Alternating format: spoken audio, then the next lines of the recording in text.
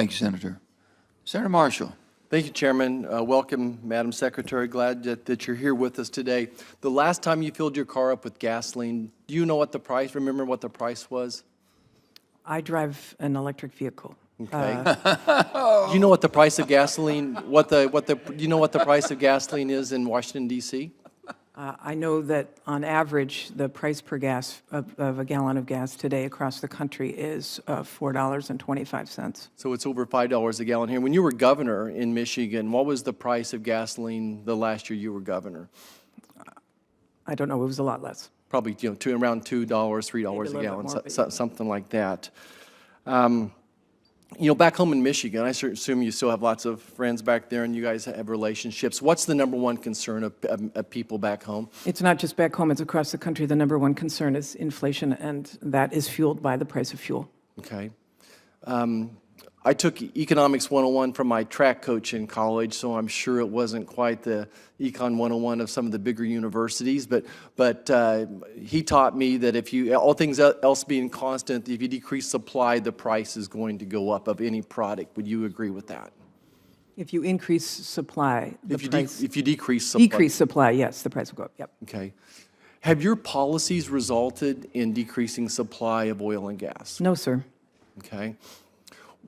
We were making 12 million barrels of oil per day, 2019 pre-COVID, and now it's 11 million barrels per day. Why have we stopped producing that much oil? What's happened then? You say you mean why has the oil and gas industry stopped producing that? It is because of the fact that during COVID, demand went down, so supply went down.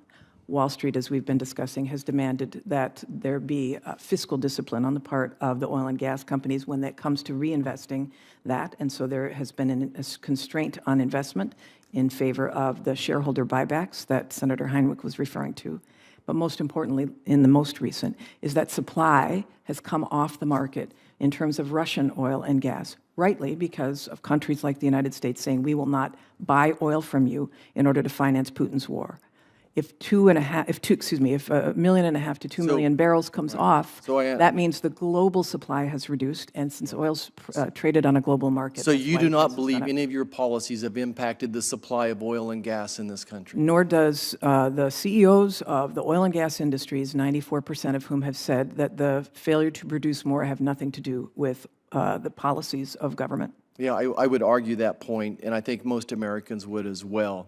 I grew up in the oil and gas industry. I'm still connected to it, and those folks are afraid to invest because of your policies, your over-aggressive policies. And I just hope that your economists would stop and take responsibility that the decreased supply in this country is what has led to the increased price, and your policies are responsible for that. I understand that oil is a world commodity, but when we were a net exporter of oil, we weren't as dependent upon that world market.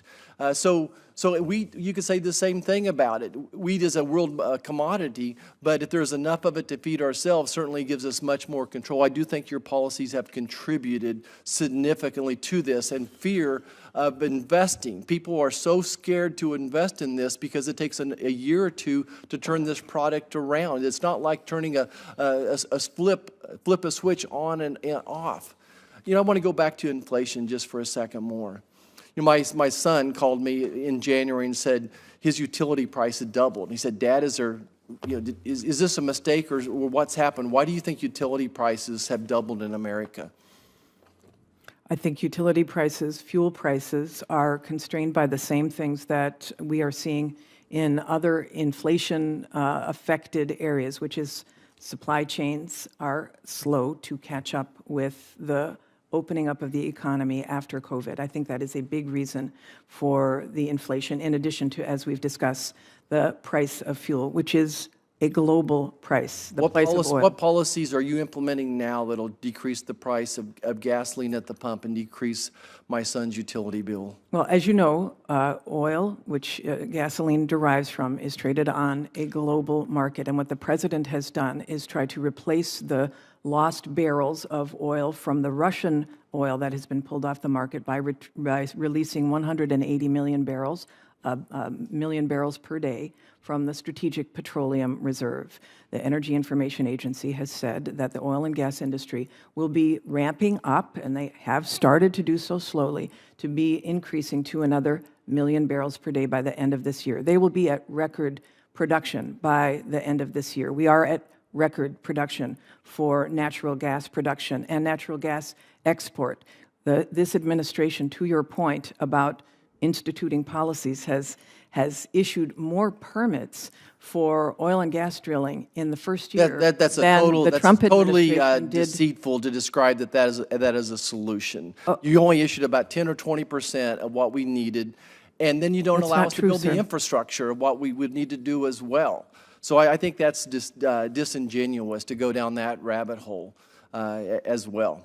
But thank you, I'm over my time.